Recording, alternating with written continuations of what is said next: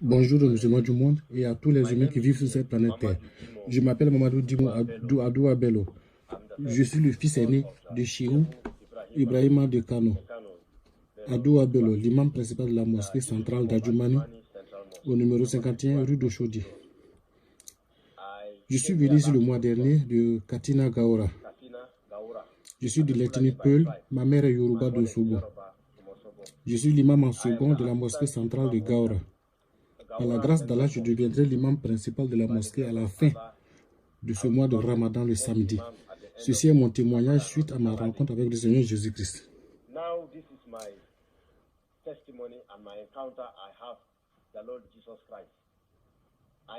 Je n'ai jamais cru en Jésus-Christ ni aux chrétiens. En fait, je haïssais les chrétiens. Car depuis mon enfance, on m'avait enseigné que les chrétiens avaient changé la Bible, l'évangile de Jésus-Christ. S'ils l'avaient laissé tel quel, tout le monde serait devenu musulman. Pour cette raison, je hais les chrétiens. Certes, je ne les tue pas, mais je n'ai rien à voir avec eux. J'avais l'habitude d'acheter des Bibles. Je le confesse aujourd'hui devant l'homme de Dieu et je les déchirais. J'en achetais plusieurs uniquement pour les déchirer. Ça me fait mal. Ce problème me tracassait, mais étrangement, le lundi à environ 3h45 du matin, j'ai eu une rencontre avec Jésus-Christ. C'était le lundi 23e jour du mois de Ramadan de cette année 2019, qui comprend et qui correspond dans le calendrier occidental au lundi 29 mai 2019 vers 3h45 du matin.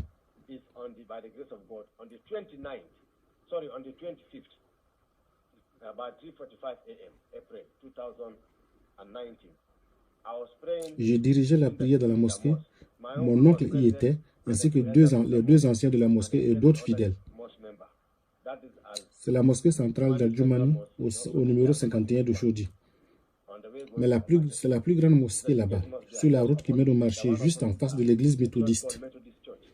C'est juste en face de cette église. Je récitais le premier chapitre de notre Coran qui est l'Al-Fatiha, le chapitre d'ouverture ou la mère du Coran. On l'appelle mère du Coran car il englobe et résume tout le contenu du Coran divisé en 6656 versets.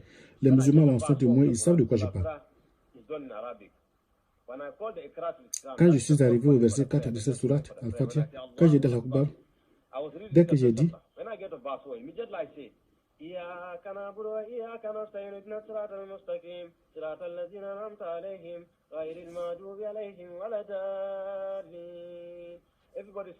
tout le monde a dit Amin. Et quand j'ai terminé cette sourate, soudain, tout à coup, une lumière est sortie de nulle part. Elle a rempli toute la mosquée. Je n'ai jamais rien vu de si brillant. C'est plus brillant que le soleil. Je n'ai rien vu de pareil dans ma vie. Elle n'apportait pas la chaleur. Au contraire, j'avais froid en dessous de cette lumière. Pourtant, la mosquée n'est pas climatisée et les ventilateurs n'étaient pas en marche. Au milieu de cette lumière, un homme m'a parlé, il m'a demandé en arabe. Cela signifie, il m'a dit de sortir d'entre eux, de sortir d'entre les musulmans. Je sais pourquoi il me parlait en arabe, car je comprends l'arabe mieux que l'Aoussa ou le peuple. Je peux même enseigner l'arabe à un arabe.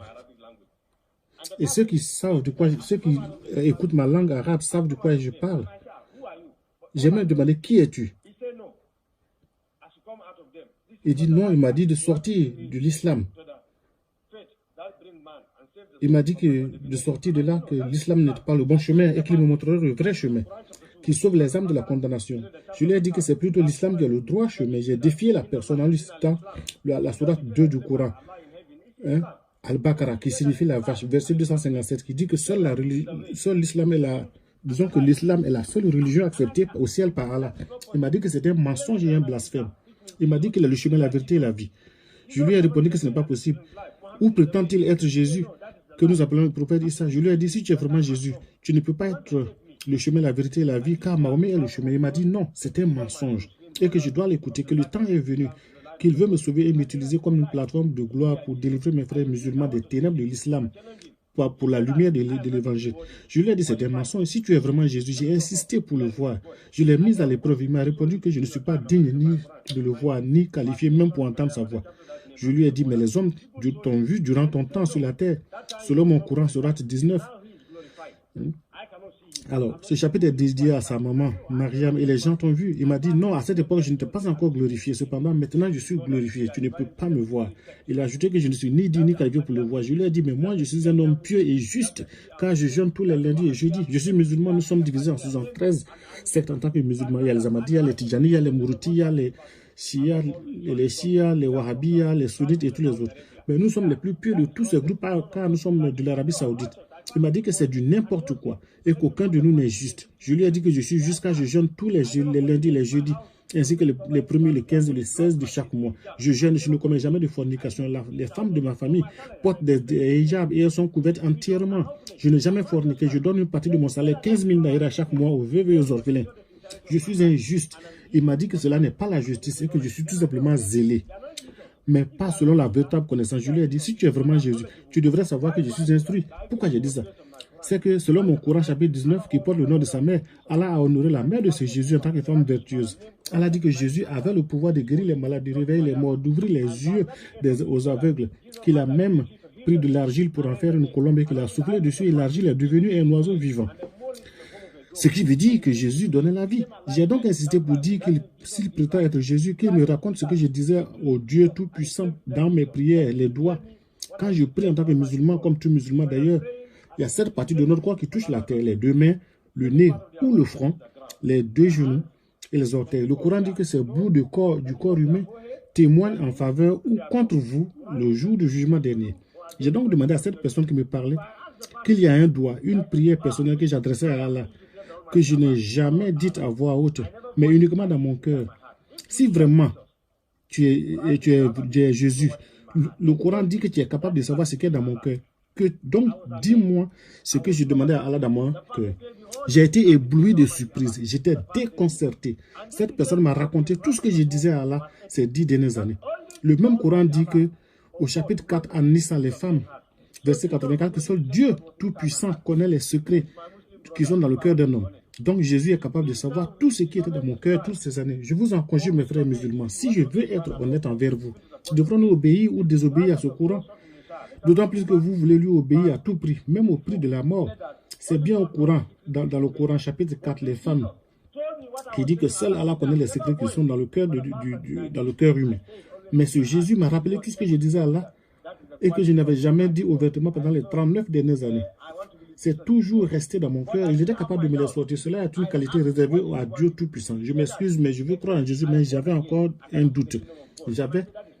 Je lui ai demandé ce qu'il me voulait. Il m'a dit que si je ne nais de nouveau, je ne peux pas entrer dans le royaume de Dieu. Je lui ai dit ça, c'est insensé, car je ne suis pas stupide. S'il ne le sait pas, j'ai fait l'université des sciences et technologies Kwame Nkrumah d'Accra, au Ghana. Et j'ai dit à la voix que je suis bien instruit que sur le plan, aussi bien sur le plan académique que sur le plan islamique. J'ai passé 15 ans au Qatar à étudier la science d'interprétation du Coran et sa mémorisation. Le Coran comprend 6656 versets. J'ai tout mémorisé de Nasr al-Baqarah, c'est-à-dire du début à la fin du Coran. Les musulmans sauront de quoi je parle. Pour les chrétiens, c'est comme mémoriser la Bible de Genèse à Apocalypse. J'ai tout le Coran dans ma tête. Je n'ai pas besoin d'ouvrir le livre pour lire, car j'ai tout mémorisé dans l'âge de 15 ans. J'ai dit à la voix que je suis bien instruit, mais elle m'a répondu que je suis tout simplement zélé, mais pas selon la vraie connaissance, et qu'elle veut me conduire à la vraie connaissance qui sauve l'âme de la condamnation. Je lui ai dit, que veux-tu dire par naître de nouveau? La personne m'a dit que je dois chercher à le comprendre en approchant les chrétiens. Je lui ai dit que moi, j'ai beaucoup voyagé et que jamais je n'ai vu un homme qui est déjà né, retourner dans le sein de sa mère, pas même un bébé qui vient de naître tout juste. C'est tout simplement impossible. C'est insensé. Mais cet homme m'a dit non, que ce n'est pas insensé, que je dois l'écouter et chercher à savoir ce que cela signifie. Mon père a plus tard demandé à mon oncle, aux anciens de la mosquée, s'ils avaient vu cette lumière. Ils m'ont dit, oui, ils ont vu la lumière, mais ils n'avaient pas entendu la voix que moi j'ai entendue. Donc, selon eux, c'était un démon qui m'avait parlé, un djinna, comme on dit chez nous les musulmans, pour polluer mon esprit. Vous savez que le samedi marquant la fin du Ramadan, je devais être ordonné comme imam principal de notre mosquée centrale de Daoura. Ils m'ont dit d'oublier cette affaire, que c'est une honte, une disgrâce. Je leur ai dit que j'ai entendu ce que j'ai entendu. Nous sommes allés à la mosquée, j'étais invité par la grâce de Jésus dans une autre mosquée. J'ai témoigné, mais maintenant je dis quelque chose qui est fondé sur ma foi. Je suis venu diriger la prière dans une autre mosquée. Et c'est très étrange, mais après la prière, la voix m'a dit à nouveau d'aller tout droit. Cette fois-ci, j'étais à la mosquée Azous. La voix m'a dit d'aller tout droit. J'ai dit non, que je devais rentrer à la maison. Elle m'a dit non, d'aller tout droit, comme si je montais. Et je ne voyais aucune église. J'ai dit que mais il n'y a pas d'église ici. Elle m'a répondu d'aller encore de l'avant. Il y avait des signes indiquant la présence d'une église, mais il semblait que personne ne s'y trouvait, comme si c'était déjà fermé. Mais un peu plus loin, j'ai vu des gens parlant une langue étrange, dont je ne comprenais rien. J'étais confirmé. La voix m'a dit, mais non, mon fils, ce n'est pas une langue étrange, ne dis rien. Entre seulement et dis-leur que tu veux naître de nouveau. Je lui ai dit, mais comment ça? Elle m'a dit, ces gens sont le peuple que je me suis choisi, mais ils ne le savent pas. Parce que parfois, ils se demandent s'ils sont au bon endroit, spécialement les fidèles. Elle m'a dit que la raison pour laquelle les bénédictions et les miracles tardent, ce n'est pas à cause de leur pasteur, que leur pasteur était un serviteur choisi pour cette génération. Le problème, c'est eux-mêmes, car c'est leur familiarité avec le serviteur de Dieu qui est le problème. Ils sont trop familiers avec le serviteur. Je devais leur dire qu'ils sont trop habitués au serviteur et qu'il est grand temps pour eux de sortir de cette familiarité, de se focaliser sur ces enseignements et de les mettre en pratique. S'ils le font, il leur accordera les désirs de leur cœur et que leurs bénédictions qui tardent jusqu'ici ne tarderont plus. Il m'a dit d'entrer dans celui. Quand je suis entré là, je leur ai dit que je ne leur ai pas raconté toute ma rencontre avec Jésus. J'ai seulement dit que je vais naître de nouveau, car c'est ce qui me préoccupait et pour moi c'était insensé. J'ai rencontré un fidèle serviteur, lui a dit de venir me voir. Son nom est Godsen. Il était tellement heureux, il m'a demandé de m'asseoir dans un coin d'attendre le pasteur jusqu'à ce qu'il termine la prière. Je les entendais parler cette langue étrange, langue insensée pour moi, car ce n'est pas une langue de Nigeria, ce n'est pas Yoruba, ni Fulani, ni Hausa, ni Kalaba, ni Igbo. Donc j'étais confus. Je me demandais ce qui n'allait pas chez ces gens-là. Où ne sont-ils pas nigérians? Mais quand le pasteur est venu, il m'a dit qu'il n'y avait plus de temps. Donc, il fallait qu'on prie, car Jésus m'avait déjà sauvé. Il fera sa part, avait-il dit. Mon Seigneur fera son travail, disait-il. Je sais qu'il t'a sauvé. Il m'a dit qu'un homme en Arabie Saoudite, atteint du sida, a été guéri par Jésus sur son lit de mort. C'était un chèque. Et nous, les musulmans, nous savons que un chèque, c'est l'ordre le plus élevé, l'ordre final dans le monde islamique. Jésus l'a sauvé. Moi, je ne suis pas encore parvenu à ce niveau. Mais s'il plaît à Dieu, je devais atteindre cette éminente position dans 2 ans, avant que Jésus ne m'apparaisse.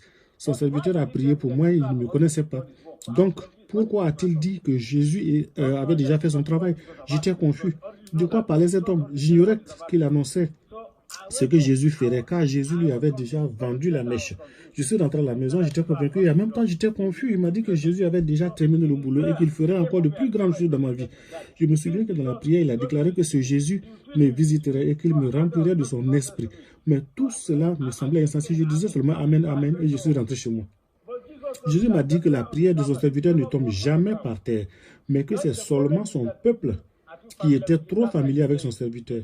C'est pour cette raison que leur bénédiction tardait. Aussi devrait-il apprendre à l'honorer et cesser de s'attarder sur son aspect extérieur. Il allait changer leur destinée si seulement il pouvait le croire. Je suis allé à la maison et mon père était très en colère. Quand j'étais avec le pasteur, il avait essayé de me joindre plusieurs fois et il n'arrivait pas à me joindre. Ou plutôt, je ne décrochais pas. Il voulait même m'envoyer le chauffeur pour me chercher, mais je n'ai pas dit ma position exacte. Et Godsen m'en est témoin. Je continue de lui dire que je viens. Il m'a dit de tout oublier et de rentrer promptement à la maison. Et après, il m'a dit qu'il ne veut plus entendre parler de ce Jésus dans sa maison. Que autrement, il me faudrait creuser ma propre tombe. J'ai dit, papa, ça n'ira pas jusque-là. J'ai bien compris ce que tu as dit. Je suis allé dormir aux environs de 1h30 dans ce ramadan. C'est la période du Fujra, c'est-à-dire les 10 derniers jours du mois sacré de Ramadan. Nous le savons tous, selon le hadith du prophète Mahomet, dans Bukhari et Muslim, volume 22, il est mentionné que nous cherchons seulement une nuit, la nuit du défunt, parmi ces 30 ou 29 jours de Ramadan. Ce n'est pas un jour fixe. Tu ne peux pas attendre donc de jeûner les 10 derniers jours, car Allah ne l'accepterait pas. Tu ne peux pas non plus attendre seulement les 15 derniers jours pour jeûner, car Allah ne l'accepterait pas non plus. Il exige que tu commences dès le premier jour, ce qui signifie que tu dois faire les 29 ou les 30 jours de Ramadan. Mais le jour qu'on cherche est situé dans les 10 derniers jours. Certains musulmans se réveillent à minuit, d'autres à 1h, 2h, 3h, etc. Mais le plus tard, c'est à 3h du matin et ils font leur prière. Allah dit que si la prière de la nuit du destin est acceptée, cela équivaut à 85 ans d'adoration.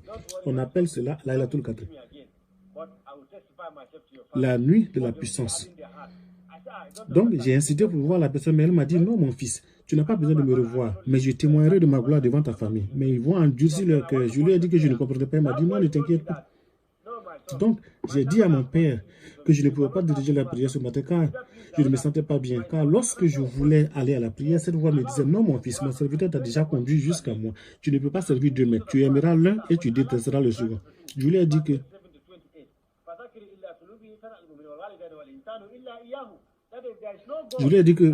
Allah dit dans le Coran que, auquel moi je suis déshabitué, que après Dieu, nos prochains dieux, c'est nos parents. Alors, quel genre de Dieu es-tu pour me dire de désobéir à mes parents? Il m'a dit non, que c'est lui qui est le vrai Dieu du ciel et de la terre et que mes parents ne me connaissent même pas. D'ailleurs, mon père a seulement mis ce liquide dans ma mère. Il m'a demandé, ton père sait-il comment tu as germiné et comment tu t'es développé comme fœtus? J'ai répondu non. Il m'a dit justement, voilà, à travers moi. Mais à travers moi, Jésus, tout a été créé. Et sans moi, rien n'a été créé. Et je devais l'écouter et ne pas aller à la prière. Donc, j'ai dit à mon père que je suis malade, je ne peux pas aller à la prière. Et bien, je ne peux pas non plus lui dire que c'est cette voix qui m'interdisait d'y aller. Car pour cela, il m'aurait peut-être coupé la tête. Je lui ai dit que je suis malade, que j'avais des maux de ventre. Il m'a donné des comprimés. Il est revenu pour la deuxième prière à 3h15 du matin. Je lui ai dit que j'étais toujours malade. Il m'a dit bon de me reposer à 5h45. Il est revenu. Il m'a demandé d'aller diriger la prière de Fajr. Nous, les musulmans, nous savons que la prière de Fajr est la plus importante de la journée. C'est la première prière du matin. Allah a dit que si elle est acceptée, les 4 autres seront acceptés. Mais si elle est rejetée, les 4 autres seront rejetés. Allah ajoute qu'un hypocrite ne peut pas faire cette prière, alors que cette prière, ainsi que la prière de 7h15 du matin. Allah dit aussi que les hypocrites ne peuvent l'accomplir non plus. C'est cela notre système de croyance. Si je ne priais pas, je serais un hypocrite. J'ai dit à mon père que je suis toujours malade et que je ne peux pas diriger cette prière. Cette fois-ci, il s'est senti très offensé. Il m'a dit qu'il n'était pas un petit enfant. Et comme les Anglais disent, montre-moi tes amis, je te dirai qui tu es. Il m'a dit que c'est lui qui m'a engendré, donc il sait si je suis malade ou pas. Il sait que l'année passée, j'étais malade, très malade. Mais malgré ça, j'étais couché et je priais quand même. Je ne plaisante pas avec la prière d'habitude. Car c'est là l'instruction d'Allah. Quand tu es malade et que tu ne peux pas te tenir debout, Allah dit, prie étant couché. Si tu ne peux pas te coucher, Allah dit, assieds-toi et prie. Si tu ne peux pas t'asseoir, Allah dit encore que les gens doivent te tenir afin que tu fasses les gestes de la prière. Il n'y a aucune excuse pour faire la prière. Je veux dire à mes frères musulmans, avant de continuer, posons-nous une question, n'est-ce pas de l'esclavage? Si je me base sur ce que me dit Jésus, notre prière islamique est un esclavage. Si tu es malade, le Dieu du ciel, selon le Coran, chapitre 10, et même dans les Bismillah ar-Rahman ar-Rahim, au nom d'Allah le plus gracieux, le plus miséricordieux, si ce verset est vraiment vrai, si Allah est vraiment miséricordieux, pourquoi exige-t-il qu'on prie même quand on est malade et qu'on serait incapable de prier? Le vrai Dieu du ciel ne peut pas être aussi méchant. Si tu es malade, il devrait comprendre que tu ne te sens pas bien. Ce Dieu nous dit aussi dans le Coran, chapitre 8, et je dis ceci à mes frères musulmans pour qu'ils sachent que je ne suis pas un fou, je ne suis pas stupide non plus. Ou sans doute croient-ils que des chrétiens m'ont corrompu en me donnant de l'argent. Je sais que cela se passe, que tout cela passe par leur tête. Je le sais quand j'étais avec eux. Ces idées nous passent par la tête. Personne ne m'a offert de l'argent. C'est pourquoi j'ai mentionné le nom de mon père Ibrahim Dimo Bello, l'imam principal de la mosquée centrale d'Adjoumane. Certains le connaissent car il est revendeur de voitures et il est aussi président des musulmans sunnites d'Afrique de l'Ouest. Donc je ne suis pas un homme pauvre, comme chacun de vous doit le savoir déjà. Je suis un expert comptable. La vérité dans cette affaire est ceci. Tout le monde...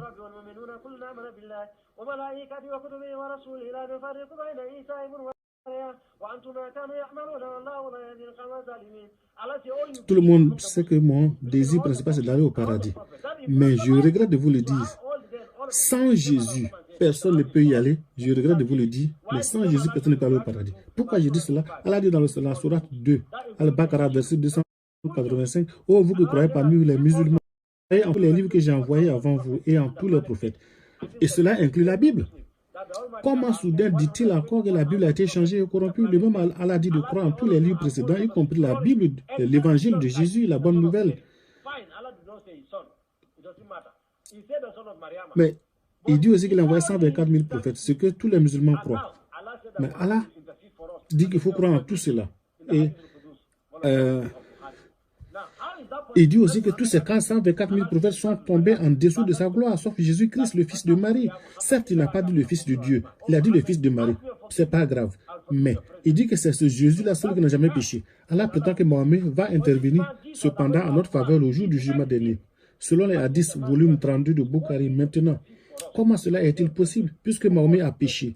Allah lui-même affirme dans le Coran Oh Mohammed, demande-moi de te pardonner et je te pardonnerai tes péchés présents et tes péchés futurs. Cela signifie qu'il avait des péchés, mais Allah lui a pardonné. Mais cet homme, Jésus-Christ, selon notre Coran, n'a jamais péché de sa vie. Et je pense que c'est celui qui n'a pas de péché du tout qui est plus digne d'intercéder en notre faveur au jour du jugement, plus que celui qui a péché. Si on vous offre un vieux jeu ou un nouveau jeu, je pense que vous prendrez le nouveau jeu et non pas le vieux. Vous savez tous que je suis bien instruit dans notre foi. Mon père m'a envoyé au Qatar pour étudier et de là en Arabie Saoudite pour encore étudier une année supplémentaire. Je regrette de vous dire la vérité. Et rien que la vérité, car Allah nous dit dans le Coran, Surah te dit, c'est accepte la vérité, même si on doit te trancher la tête pour cela. Allah dit dans la Surah 2 Al-Baqarah, la vérité est venue pour ceux qui ne supportent, est venue et ceux qui ne la supportent pas périront. Je regrette de vous dire la vérité, mais ceci est la vérité. Je ne dis pas ceci pour faire plaisir à quiconque. Je ne veux faire plaisir à aucun chrétien ni à aucun musulman. Je veux faire plaisir à mon Seigneur Jésus qui m'a visité le lundi dernier et qui a sauvé mon âme de la condamnation au feu de l'enfer. J'apprécie ce qu'il a fait pour moi. Je lui suis reconnaissant pour ce qu'il a fait pour moi. Ce matin, ainsi que l'histoire continue, mes frères, j'étais enfermé dans une chambre car papa était en colère. Il s'est passé que ce matin, quand il a insisté que j'aille à la mosquée, j'ai refusé. Il a dit OK, il irait prendre une douche et qu'avant qu'il ne finisse, vers 4h45 du matin, il voudrait me voir à la mosquée, sinon il leur donnerait à 2 gaillards de me traîner littéralement jusqu'à la mosquée. Je lui ai dit que qu'on ne devait pas en arriver là, car j'avais bien saisi ce qu'il me disait. Il m'a dit de quitter. Et il m'a quitté et je m'inquiétais. J'étais très inquiet. Au bout de 30 minutes, tout à coup, cette voix m'a dit, mon fils, lève-toi du lit. Je lui ai dit, mais tu ne comprenais pas la voix, a insisté, lève-toi du lit. Il m'a demandé de répéter après elle, comme si j'avais répété la prière du pécheur après le pasteur l'autre jour. Celui qui avait prié pour moi et m'avait conduit au Seigneur. Elle me disait de répéter après elle, que je ne comprenais pas. Elle m'a dit qu'il y a la puissance dans la confession. Je lui ai dit que je ne comprenais pas la voix. Elle m'a dit, oui, mon fils, mon serviteur ne voulait pas perdre ton temps car il ne voulait pas offenser ton papa. C'est un homme d'honneur qui respecte les liens de parenté. Mais il devait te dire que selon ma parole, c'est en croyant du cœur et en confessant de la bouche que l'homme parvient à la justice et au salut. Je lui ai dit que je ne comprenais toujours pas. Elle m'a dit, oui, comment? Comme tu as été sauvé hier quand tu m'as confessé devant mon serviteur, ce ne sont pas tes œuvres qui t'ont sauvé. J'ai répondu que je ne comprenais pas. Seulement avec des mots qui sortent de ma bouche, je peux être sauvé. Ce n'est pas possible. Les hommes doivent faire de bonnes œuvres. Ils doivent jeûner, prier, faire l'aumône.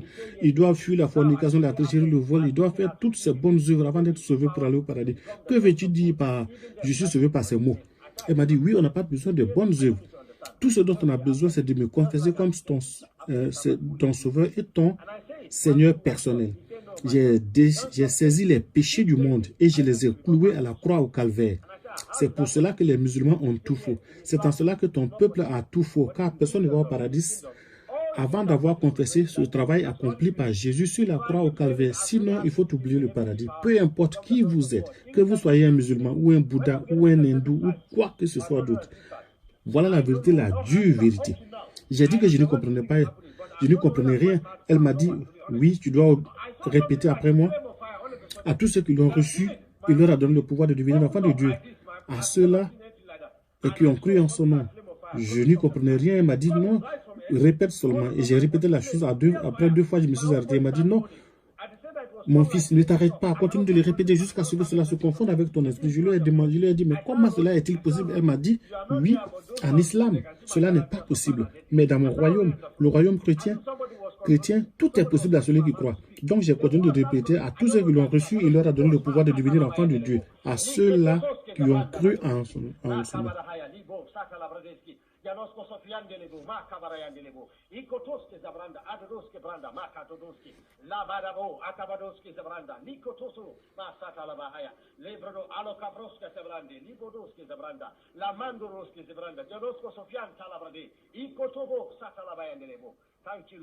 C'est comme ça que je parlais en langue.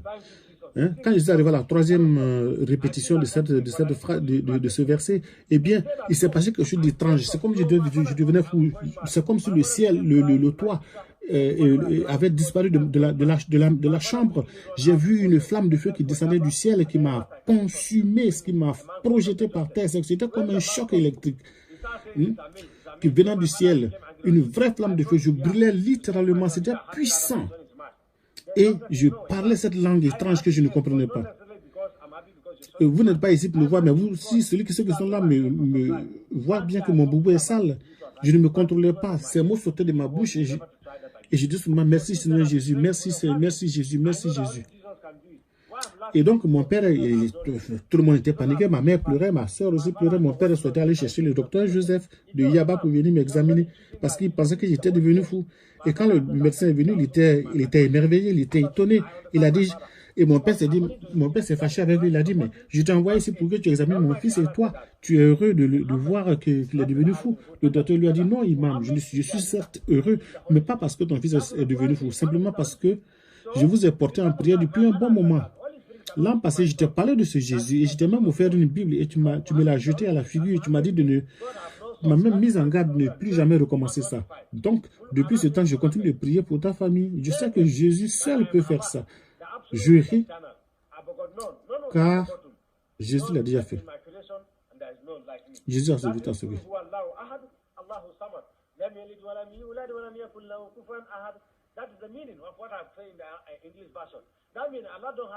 Mon père a déjà répondu, tu tiens des propos insensés, docteur Joseph.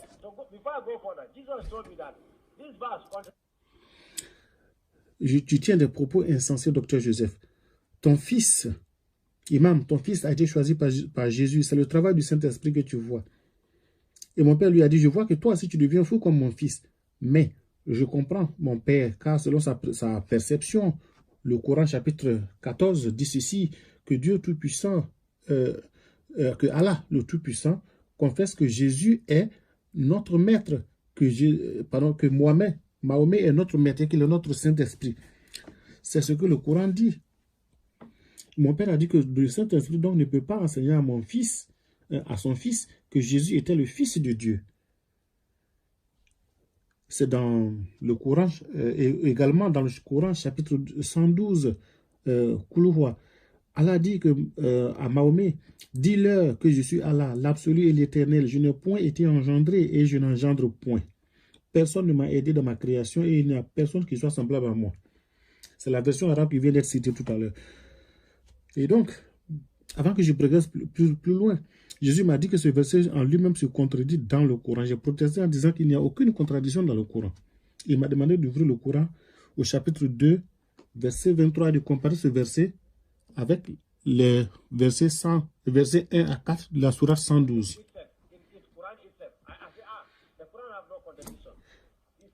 Donc, il m'a dit donc de voir. Donc, je suis allé au verset 23 de la sourate 2, Al-Baqarah, où il est écrit que Allah, et puis je compare avec la sourate 112, verset 1 à 4, où il est écrit que Allah n'a pas de mère, ni de père, ni de fils, et que personne ne l'a aidé de sa création. Et si cela est vrai, pourquoi Allah dit dans la sourate 2, Al-Baqarah, la vache, nous avons créé les 7 cieux et les 7 terres, etc.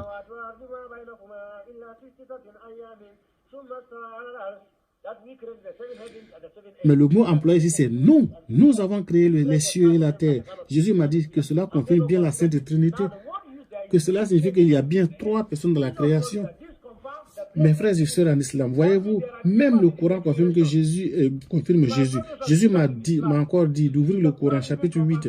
Il est écrit, Jésus-Christ est la parole de Dieu et l'Esprit de Dieu. Kalimatullah signifie la parole de Dieu. Et Ruhus Kudus signifie l'Esprit de Dieu. Jésus m'a demandé, si je devais séparer ton esprit de ton corps, tu serais un homme mort. C'est l'esprit qui conduit le corps et l'âme. Sans l'âme, on dit qu'un homme est mort. Son corps devient une enveloppe vide, sans aucune valeur. On le jette dans un trou, une tombe. Les musulmans doivent comprendre ce verdict, plus que les chrétiens. Car nous, on attache ce corps dans un linceul et on le jette dans un trou 1,80 m sous terre. On ne le met même pas dans un cercueil. C'est terrible. Donc, pour cette raison, nous devons faire attention à la façon de suivre Jésus-Christ avant qu'il ne soit trop tard. Je n'insulte personne, je ne discrimine contre personne. Mais je dis la vérité. Mes frères musulmans, c'est le Coran qui dit que Jésus est la parole de Dieu et l'Esprit de Dieu. Vous possédez un Coran, vous pouvez l'ouvrir et vérifier ce qui est écrit dedans. Vous lirez et vous comprendrez ce que je dis. Quand nous prions, chaque musulman dit ceci. Et c'est élémentaire, l'Al-Fatiha, le premier chapitre du Coran, que tout le monde apprend entre l'âge de 7 ou 8 ans. Que tu pries seul à la maison ou qu'un imam te dirige, ou bien que tu pries sur le lieu du travail, tu dois réciter Al-Fatiha.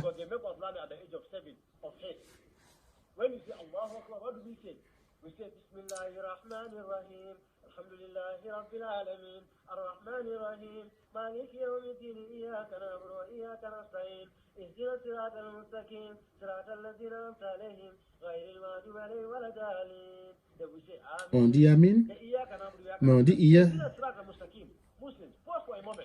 Mes frères musulmans, marquons une pause. Pourquoi posons-nous la question, pourquoi dit-on toujours qu'il faut qu'Allah nous montre le droit chemin? Jésus m'a dit que le temps est venu que nous devons, et je veux que mes frères comprennent, mes frères musulmans.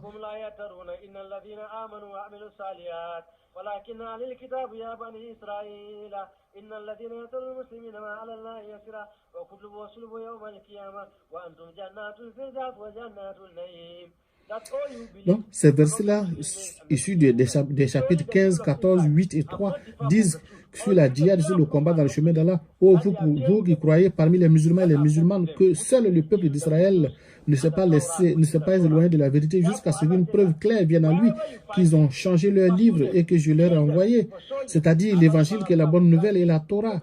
Et Allah dit, oh, vous là, où que vous les trouviez, pour chasser-les, tuer-les, sûrement Allah vous accordera 72 femmes perpétuellement vierges. Même si vous mourrez pour la cause d'Allah dans la djihad ou la guerre sainte, Allah vous dit que vous serez sûrement au paradis.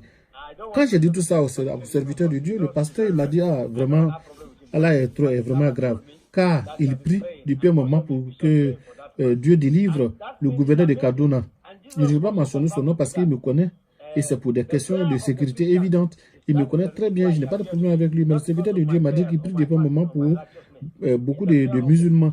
Jésus m'a dit aussi que c'est à cause des prières des musulmans, des chrétiens qu'il m'est apparu. Que c'est donc à cause de la prière des chrétiens qu'il m'est apparu. Pas à cause de mes propres prières musulmanes, ou mes jeûnes, ou ma piété. C'est à cause de la prière des chrétiens. C'est seulement leur prière qu'ils ont exaucée. Aucune prière n'est exaucée tant qu'elle n'est pas faite au nom de Jésus avec un cœur sincère. Mes frères musulmans, pourquoi tuons-nous les êtres humains? Imaginez cela, Dieu qui a créé les êtres humains, il viendra ensuite commander aux musulmans de tuer les mêmes êtres humains. Et en faisant cela, on ira au ciel. C'est une haine dans le cœur de tous les musulmans avec les chrétiens. Peu importe comment ils prétendent de les aimer ou de causer avec eux. Mais ils les détestent dans leur cœur. Ils les aiment point. Je vous en supplie au nom du Seigneur Jésus, mes frères et mes soeurs musulmans, je veux le salut de vos âmes. Je sais que tous, vous désirez aller au paradis. Vous avez jeûné 30 bons jours. Vous vous êtes réveillé à 3 h du matin pour manger quelque chose, jusqu'à rompre le jeûne à 19 h. Pareil le jour suivant. Mais tout cela sera vain. Je regrette de vous le dire. Vous serez surpris le jour du jugement si vous n'avez pas de Jésus-Christ. Tout ce que vous aurez fait sera en vain. Je prie que le Père de Jésus, mon Père Jésus-Christ vous sauve tous et vous délivre des ténèbres.